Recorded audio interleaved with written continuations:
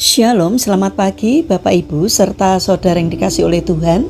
Kiranya berkat, damai sejahtera dan sukacita dari Tuhan Yesus Kristus senantiasa menyertai kita sekalian. Sebelum kita mendengarkan firman Tuhan dan renungan, marilah kita bersatu di dalam doa.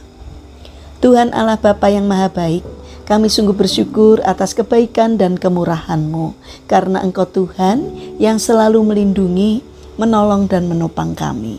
Terima kasih untuk setiap kebaikan-Mu ya Tuhan. Jika saat ini kami akan mendengarkan firman-Mu, urapilah kami dengan Roh Kudus-Mu agar kami dapat mengerti dan memahami apa yang Tuhan sampaikan kepada kami. Bimbing hati kami agar iman dan karakter kami semakin hari semakin bertumbuh menjadi lebih baik, sehingga semakin berkenan di hati Tuhan. Mampukan kami untuk menjadi anak-anak-Mu yang mentaati firman-Mu. Terima kasih Tuhan, di dalam nama Tuhan Yesus Kristus kami berdoa. Amin. Bapak Ibu serta saudara yang terkasih, bacaan firman Tuhan saat ini diambil dari TB 2 Injil Lukas pasal 10 ayat 36 dan 37. Demikianlah sabda Tuhan.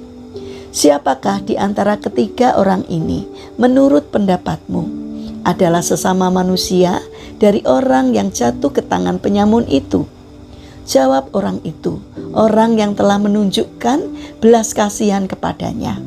Kata Yesus kepadanya, pergilah dan perbuatlah demikian. Tema renungan saat ini adalah berhenti sejenak untuk peduli.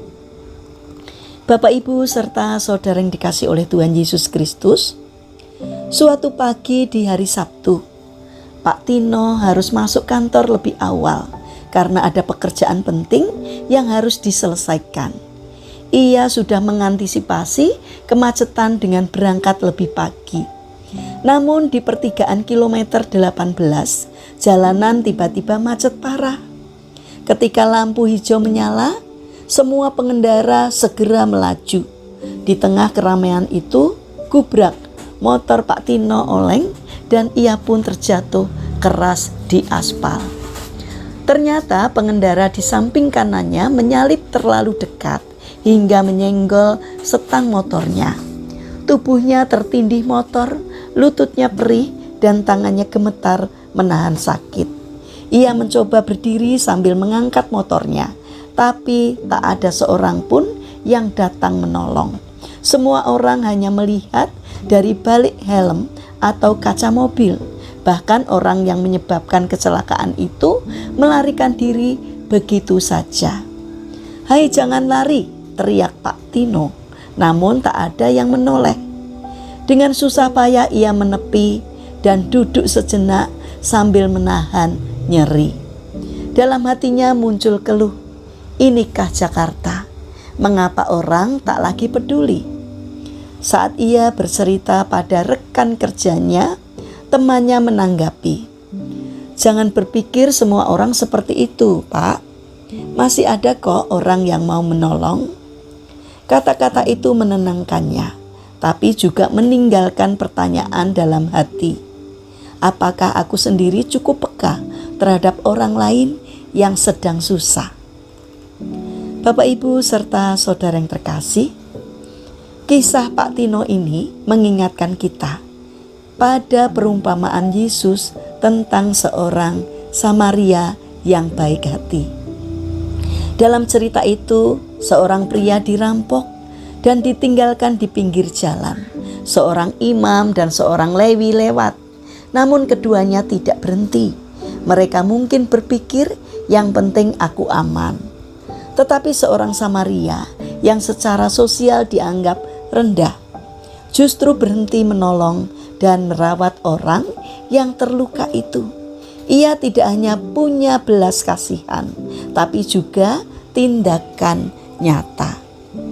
Dunia kita hari ini seringkali sibuk dan penuh dengan egoisme. Banyak orang memilih menutup mata terhadap penderitaan yang ada di sekitarnya. Kita mudah berkata, kasihan ya, tetapi sulit meluangkan waktu atau tenaga untuk menolong. Namun Yesus memanggil kita untuk hidup berbeda, yaitu menjadi sesama bagi orang lain. Bapak, Ibu, serta saudara yang terkasih, peduli bukan hanya soal punya waktu atau uang, tapi soal hati yang tergerak. Mungkin kita tidak bisa menolong semua orang, tetapi kita bisa menolong seseorang hari ini. Bisa jadi lewat hal kecil, memberi tumpangan, mendengarkan keluhan teman, atau menolong orang yang jatuh di jalan seperti Pak Tino. Tuhan Yesus mengajarkan, belas kasihan yang sejati selalu berujung pada tindakan. Karena itu mari kita berhenti sejenak dari kesibukan kita, membuka mata dan hati untuk melihat mereka yang membutuhkan pertolongan. Dunia ini akan menjadi tempat yang lebih hangat jika setiap orang mau menjadi seperti orang Samaria yang baik hati, seseorang yang tak bisa tidur nyenyak sebelum menolong sesamanya. Mari kita berdoa. Tuhan Yesus yang Maha Baik, ajarlah kami untuk tidak hanya melihat penderitaan orang lain, tetapi juga berani mengambil langkah untuk menolong. Jadikan kami saluran kasih dan belas kasihan-Mu dimanapun kami berada. Bapa yang Maha Baik, kami berdoa bagi mereka yang mengalami permasalahan dan kesulitan hidup. Kiranya Tuhan berkenan hadir untuk menolong mereka. Bagi mereka yang terbaring sakit, mohon belas kasih dan kemurahan-Mu. Kiranya Tuhan berkenan hadir untuk memberikan kesembuhan. Saat ini kami ingin menyerahkan setiap rencana dan aktivitas kami hari ini ke dalam tangan-Mu. Berkati apapun yang kami kerjakan, mampukan kami untuk menjadi perpanjangan tangan Tuhan. Kiranya apapun yang kami kerjakan boleh mendatangkan berkat dan sukacita, tidak hanya bagi diri kami, namun juga bagi orang-orang yang kami jumpai hari ini.